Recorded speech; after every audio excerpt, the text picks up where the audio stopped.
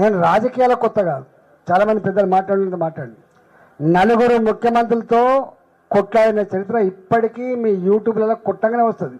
ఈటల రాజేందర్ అంటే ఎవడో పెద్ద పెద్ద ముఖ్యమంత్రులు అన్నాడు. ఇంకా టాల్ పర్సనాలిటీస్ వాళ్ళు. రాజశేఖర్తో పెట్టుకుంటే అడ్రస్ ఉండాలని చెప్పేది, కానీ రాజశేఖర్తో కొట్టాలి పెట్టుకుంటాను. నీ తలకాయ ఎక్కడ పెట్టుకుంటావు రాజేంద్ర అని అన్నాడు. నిప్పులు చెరిగిన నా మాటలు బయటికి రాకపోవచ్చు, ముఖ్యమంత్రి గారు మాట్లాడిన మాటలే బయటికి రావచ్చు, మేము మాట్లాడిన మాటలు బయటికి రాకపోవచ్చు, కానీ ఆనాడు ఆయన నన్ను అన్న మాట బయటకు వచ్చిన తర్వాత గిన్నె అంటావా అంటే నన్ను గట్లంటావా అన్న. నేను నన్ను గట్లంటావా అని గిట్లనే అంటా అన్న చెప్పాడు. కిరణ్ కుమార్ రెడ్డి గారు మా పార్టీలో ఉన్నాడు.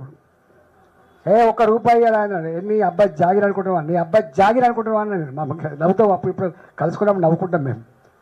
Just as a servant of the state mister ముఖ్యమంత్రి, you are not the owner of the state అని చెప్పాను నేను. అట్లా నన్ను పడుకొని నిన్న మొన్న ఒక స్టేట్మెంట్ ఇచ్చాడు. ఫైటర్ కావాలి. ఏ ఫైటర్ కావాలి? Street fighter కావన్నా?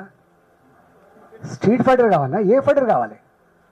అరే సందర్భం వచ్చినప్పుడు కుంభస్థలం మీద కొట్టే దమ్మునోడు కావాలి, గుర్తుపెట్టుకో.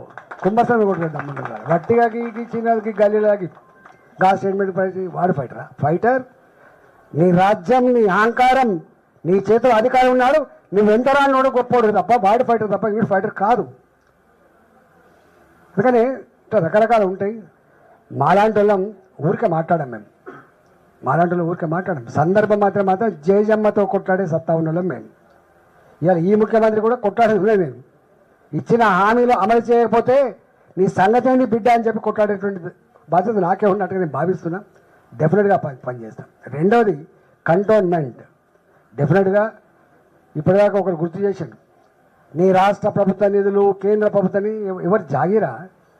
అరే జాగీర్ తెలంగాణ ప్రజల జాగీర్, ఇది ప్రజల జాగీర్, ఇది ఎవరి జాగీర్ కాదు. ఇది ఆఫ్టర్ ఆల్ రాజ్యాంగబద్ధంగా సంక్రమించబడ్డ నీ కార్పొరేటర్ పదవి కావచ్చు, ఇవాళ వారికి వచ్చినటువంటి ఈ కంటోన్మెంట్ వైస్ చైర్మన్ కావచ్చు, వచ్చిన ఎమ్మెల్యే పదవి కావచ్చు, వచ్చిన ఎంపీ పదవి కావచ్చు, ఇవాళ వచ్చిన ముఖ్యమంత్రి పదవి కావచ్చు, వచ్చిన ప్రధానమంత్రి పదవి కావచ్చు, రాజ్యాంగబద్ధంగా ప్రజలు ఆశీర్వదిస్తే వచ్చిన పదవులు తప్ప నీ జాగీర్లు కాదనే విషయం మనం మర్చిపోవద్దు. వీళ్ళందరూ కూడా ప్రజల ప్రాపర్టీకి, ప్రజల ఆస్తులకు, ప్రజల రక్షణకు కాపాడదాలు మాత్రం తప్ప వీళ్ళు ఓనర్లు ఎప్పుడు కాదు, గుర్తుపెట్టుకోండి. We are not beggars, we are not beggars. ఓట్లు అడుక్కున్నాడు బెగ్గర్, ప్రజల బెగ్గర్లు ఎప్పుడు కాదు, గుర్తుపెట్టుకోండి. మనమేం రాజరికం కాదు, ఇది 50 ఏళ్ళ కోసం, 100 ఏళ్ళ కోసం, 5 ఏళ్ళ కోసం ఇస్తాం. నువ్వెంత గొప్పడివైనా నా గుడిసెకు పోయి కూడా నువ్వు దండం పెట్టాలి, గుర్తుపెట్టుకో. నా గుడిసె పోయి దండం పెట్టు. That is the beauty of the democracy.